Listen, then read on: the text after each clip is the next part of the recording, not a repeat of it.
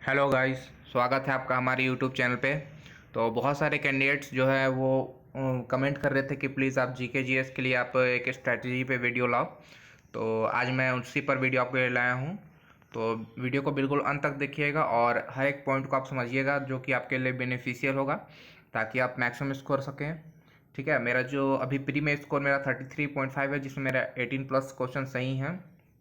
ठीक है, तो चलिए बताता हूँ कि मैंने कहाँ से प्रिपरेशन की है और आपको भी कहाँ से प्रिपरेशन करनी चाहिए, ताकि आप सीजीएल मेंस अगर आप देंगे तो आपको मैक्सिमम स्कोर आप अचीव कर सकें।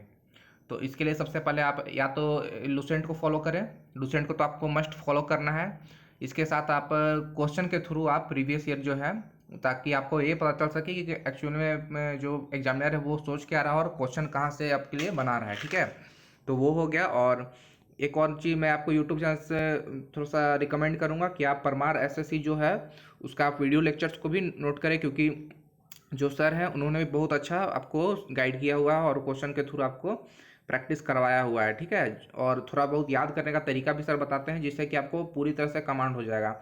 उसमें भी लगभग लगभग सर ने पीवाईक्यू को टारगेट किया हुआ है। तो आप अगर एसएससी पिनेकल को यूज नहीं करते हैं तो आप परमार एसएससी की जो वीडियो लेक्चर है उनको आप देख सकते हैं। आपको बहुत सारा अंडरस्टैंडिंग जो है उससे और डाउट्स है वो क्लियर हो जाएगा। ठीक है, तो वीडियो को बिल्कुल अंत तक देखिएगा और बिल्कुल समझने की कोशिश कीजिएगा जो मैं आपको बताना चाह रहा हूँ। वीडियो थोड़ी लंबी हो सकती है, लेकिन आप प्लीज़ वीडियो को स्किप मत कीजिएगा, वीडियो को पूरा अंत तक देखिएगा। तो चलिए मैं एक एक और सभी जितने भी मेरे सब्जेक्ट्स हैं, और जैसे हिस्ट्री हो गई, पॉलिटी हो गई, ज्योग्राफी हो गई, और साइंस हो गई, बायोलॉजी और मिसलेनियस टॉपिक्स हैं, उन सभी के बारे में हम डिस्कस करेंगे। आपको क्या स्ट्रैटेजी रखना चाहिए और क्या आपको करना है। ठीक है, तो चलिए वीडियो को स्टार्ट करते हैं आगे के लिए। तो सबसे पहले आप जैसा कि हमारे हिस्ट्री के 3 पार्ट हो गए, एंशियंट, मीडिएवल और मॉडर्न। तो इसमें आपको सब ये जो टॉपिक्स जो मैं आपको दिखा रहा हूँ ये बहुत ज़्यादा इंपॉर्टेंट टॉपिक्स है, जिससे कि मैक्सिमम क्वेश्चन हमेशा बनाता है। जैसे इंडस वैली हो गया आपका, ठीक है, फिर बुद्धिज्म हो गया, मौर्याज हो गया, गुप्ताज हो गया, वर्धाज हो गया, और एक जैनिज्म भी जोड़ लीजिएगा आप। ठीक है, जैन से भी आपके क्वेश्चन बनते हैं। ठीक है, ये बहुत इंपॉर्टेंट है, आपको पढ़ना हर कुछ है। ठीक है, अब जैसे इसमें आपको ये होता है कि बहुत सारा का काल पूछ देता है कि ये राजा जो था ये इनका शासन काल कब से कब तक था। तो वो सब चीज़ भी आपको नोट करते चलना है, क्योंकि आजकल जो एसएससी थोड़ा जो क्वेश्चंस हैं डिफिकल्ट बनाने के लिए वो डेट का ज़्यादा यूज कर रहे हैं। ठीक है, तो आप एक थोड़ा सा डेट पर ही फोकस रख सकते हैं, डेट के ऊपर। ठीक है, डेट याद करने की कोशिश कीजिएगा। चलिए आगे, अब आते हैं हम लोग मीडिएवल में। ठीक है, तो मीडिएवल में आपको दिल्ली सल्तनत तो कंफर्म पूछना है, डेट वगैरह क्वेश्चन के यहीं से बनने के ज़्यादा चांस होते हैं। मुगल से हो गए, ठीक है।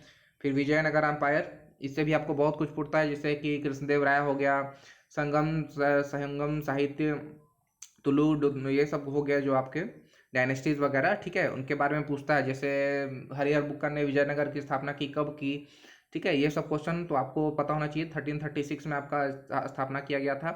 ठीक है, तो विजयनगर एम्पायर से आजकल क्वेश्चन बन रहा है। ठीक है, तो आप इसको नोटिस करके चलेंगे तो आपको ये मेन टॉपिक्स तो एकदम कंफर्म कंठस्थ बहुत अच्छे से करके जाना है, ताकि आपको कम से कम इस टॉपिक से अगर आपसे क्वेश्चन आए तो इस टॉपिक से आपको क्वेश्चन छूटे ना। ठीक है, फिर जितने भी वॉर्स होते हैं, ठीक है, जैसे तालीकोटा का युद्ध हो गया, ठीक है, तराइन का युद्ध हो गया, पानीपत हो गया।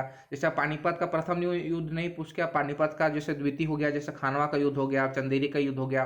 तो इस सब पे आप एग्जामिनर आपका फोकस करता है। ठीक है, तो आप सभी जितना भी अच्छा अच्छे वर्ड्स हैं उसको आप देख जाएंगे। जैसे कर्नाटक युद्ध हुआ, जो 3 कर्नाटक युद्ध, मैसूर आंग्ल मैसूर युद्ध। ठीक है, ये सब आप बिल्कुल अच्छा से डेट वाइज एकदम याद करके रखो, और किसके किसके बीच हुआ ये भी। ठीक है, अब हम बात करते हैं मॉडर्न की तरफ। ठीक है, तो एक सेकेंड,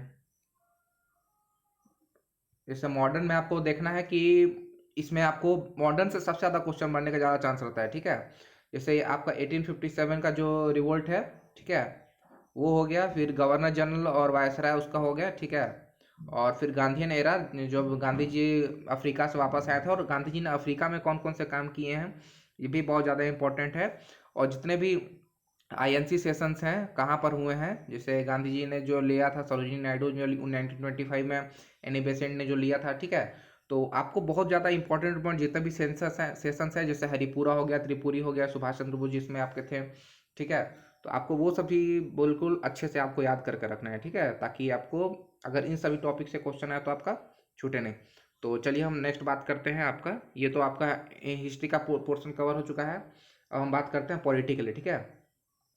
तो पॉलिटी में आजकल देख रहे हैं कि आपका जो क्वेश्चन है वो अच्छा बना रहा है, ठीक है। पॉलिटी में जो है आपको अब वो रटा रटाया वाला जो नहीं था वो उस टाइम पूछता है। अब थोड़ा आर्टिकल हो गया 37 हो गया, 43 हो गया, ठीक है। ये थोड़ा 239 हो गया, ठीक है। ये जो होगा दिल्ली से रिलेटेड है।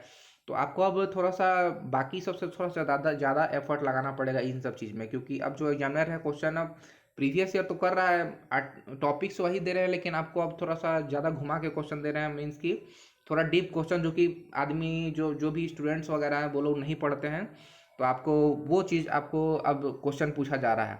तो आपको आर्टिकल जो है आपको बिल्कुल अच्छा से लूसेंट में आप देखिएगा, बहुत ज़्यादा आपको दिखा हुआ है। उसमें से आप इम्पोर्टेंट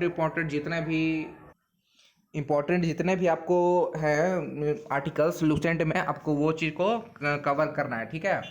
और इन सभी चीज़ के लिए आपको फॉलो तो लूसेंट को ही करना है। लूसेंट को पूरी तरह से आप फॉलो कीजिए, ठीक है। आपका बेस इतना मजबूत हो जाएगा कि अगर आपको क्वेश्चन नहीं भी आएगा ना, तो आप उसको जरूर उसको ऑप्शन कटिंग के थ्रू आप आंसर को फाइंड कर सकते हैं, ठीक है।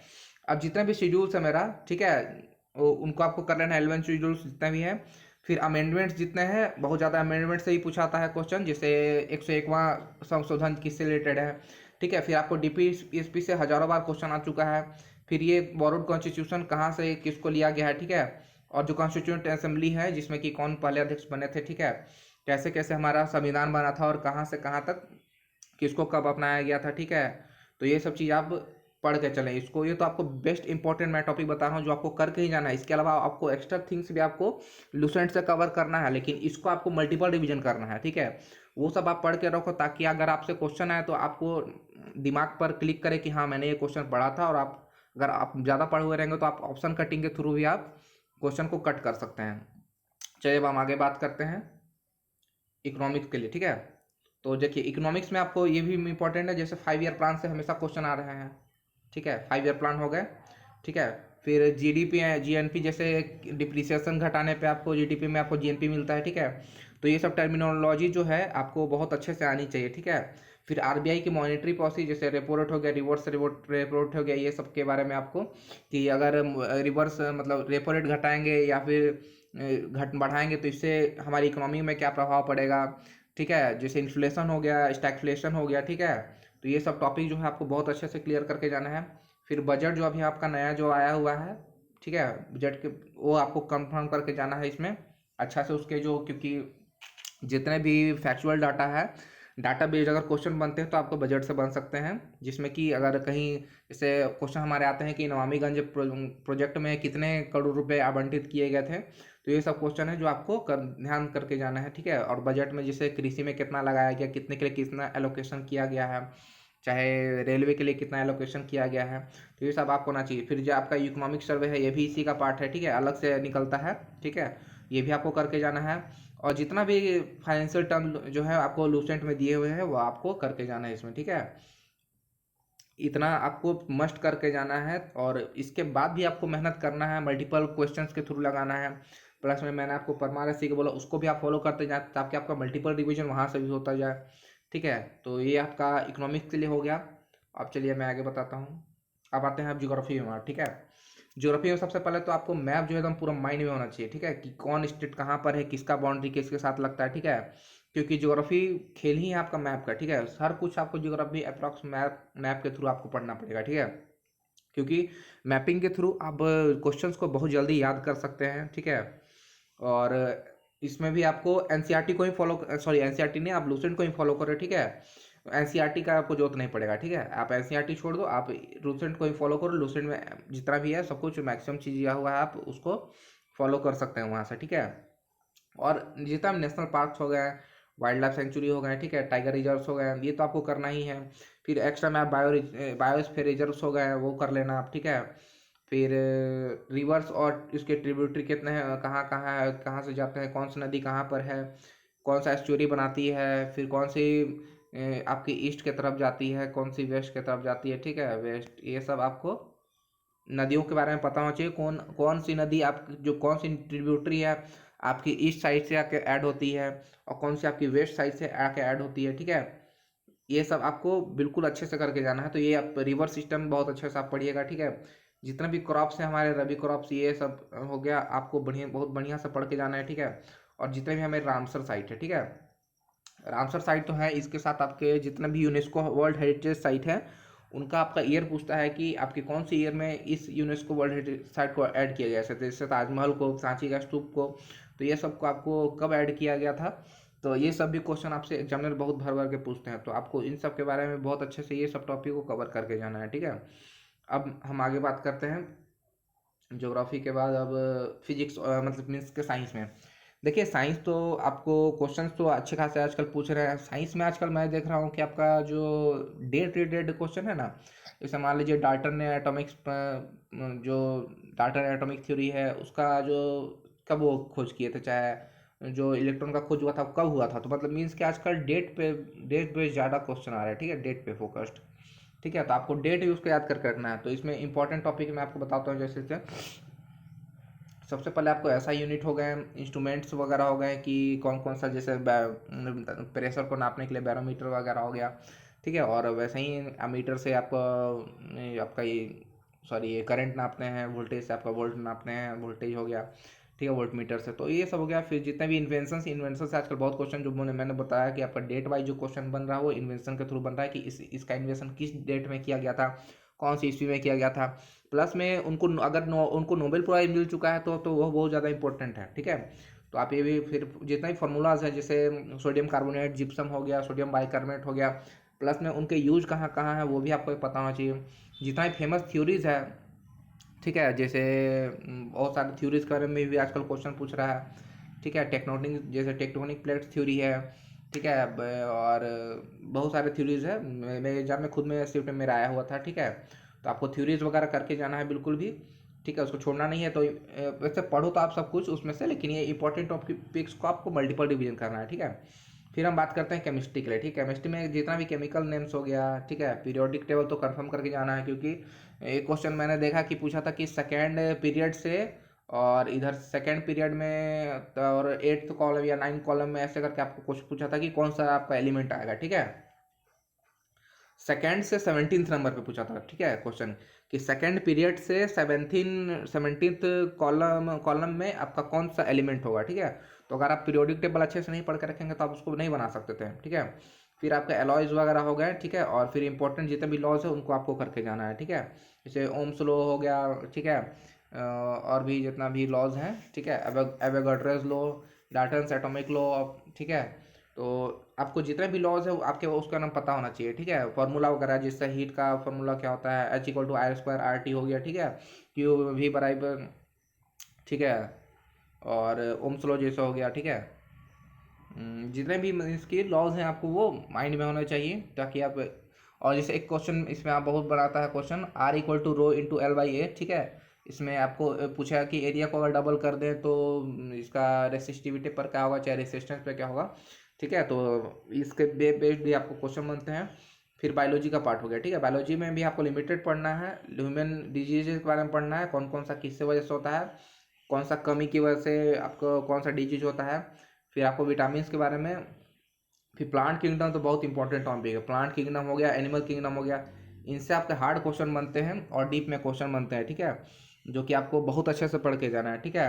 और हमारे ह्यूमन बॉडी का फंक्शन के बारे में और सिस्टम की कैसे वर्क करता है, क्या क्या होता है, जैसे आपके लार्ज में कौन सा ग्रंथि होती है, उसमें से क्या निकलता है, जो आपका टाइलिंग हो गया वो कहाँ से निकलता है, चाहे पैंक्रियाज में कौन कौन सा आपके सिक्रेट करता है, कौन कौन सा हार्मोन्स वगैरह आपका जो होता है वो निकलता है इंटेस्टाइन वगैरह से, फिर ठीक है। तो ये चीज़ आपको बहुत अच्छे से याद करके जाना है, तो पूरा बॉडी का फंक्शन के बारे में आपको पता होना चाहिए, ठीक है। कि और आपका जो हमारा सेक्स जो है मीन्स कि वो कैसे उसमें सब कुछ होता है, ठीक है। और हार्मोन्स जो है उसमें सेक्स हार्मोन्स के बारे में आपको पढ़ना है, ठीक है, कौन कौन से हैं, ठीक है। तो ये सब इंपॉर्टेंट टॉपिक्स है, तो आपको वो सब भी करके आना, उसमें आप ऐड कर लेना, ठीक है। और अब हम बात करते हैं नेक्स्ट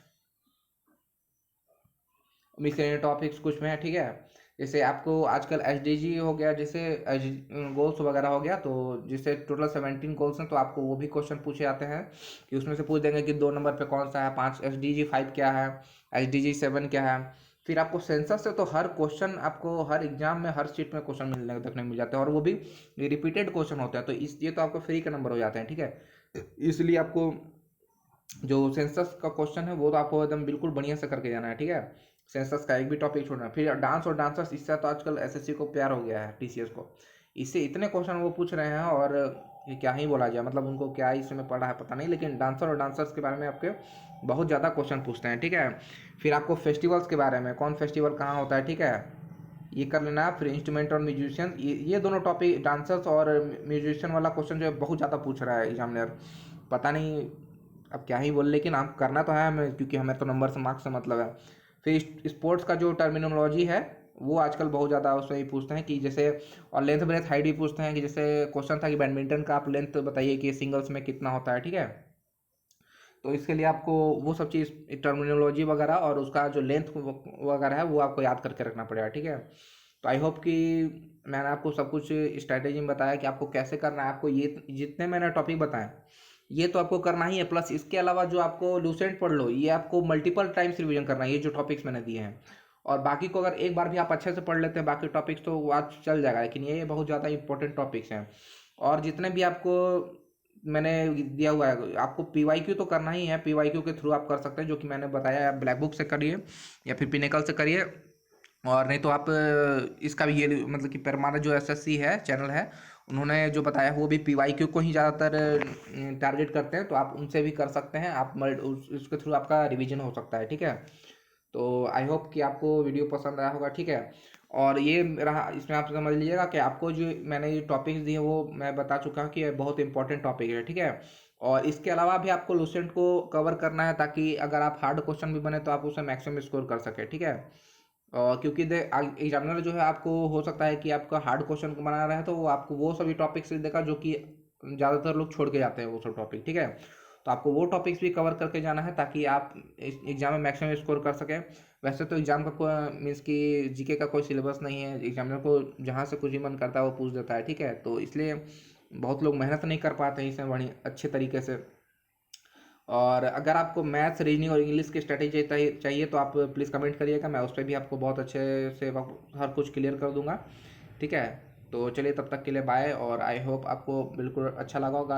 अगर आपको मेरा वीडियो अच्छा लगता है तो प्लीज़ लाइक करें, शेयर करें और सब्सक्राइब करें। आप लोग से बहुत सारे लोग हैं जो कि वीडियो तो देखते हैं लेकिन आप सब्सक्राइब नहीं करते हैं, ठीक है। तो आप लोग मुझे मोटिवेट करने के लिए आप चैनल को सब्सक्राइब करें, ठीक है, और एक लाइक करें, ताकि मुझे आगे इसी तरह का वीडियो बनाने के लिए आपको मोटिवेशन मिले। तब तक के लिए चलिए good bye and thank you and love you all.